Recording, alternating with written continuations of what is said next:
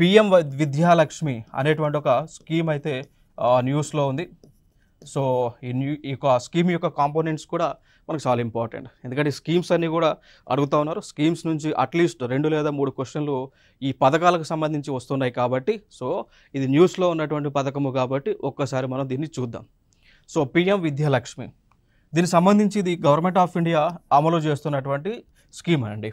So ఈ scheme ద్వారా ఏం చేస్తారు అంటే, భారతదేశంలో విద్యను అభ్యసించాలన్నా, విదేశాలలో విద్యని అభ్యసించాలన్నా కానీ వారికి కావలసినటువంటి రుణాన్ని, ఎవరికి విద్యార్థులకి కావాల్సినటువంటి రుణాన్ని ఎటువంటి తాకట్టు లేకుండా ఇచ్చేటువంటి స్కీమే పిఎం విద్యాలక్ష్మి అనేటువంటి స్కీమ్ అండి.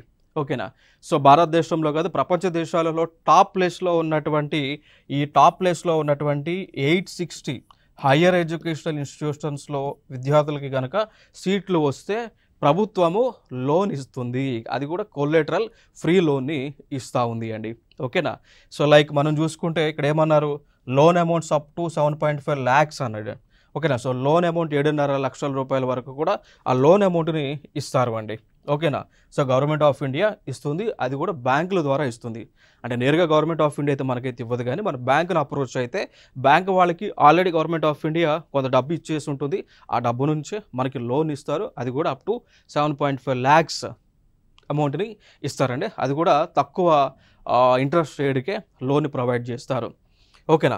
సో ఈ స్కీమ్ కింద గవర్నమెంట్ ఆఫ్ ఇండియా టార్గెట్ ఏంటి అంటే 22 లక్షల మంది స్టూడెంట్స్కు బెనిఫిట్ని ఇవ్వాలనేటువంటి ఉద్దేశంతో ఈ యొక్క స్కీమ్ని లాంచ్ చేయడం జరిగింది అండి.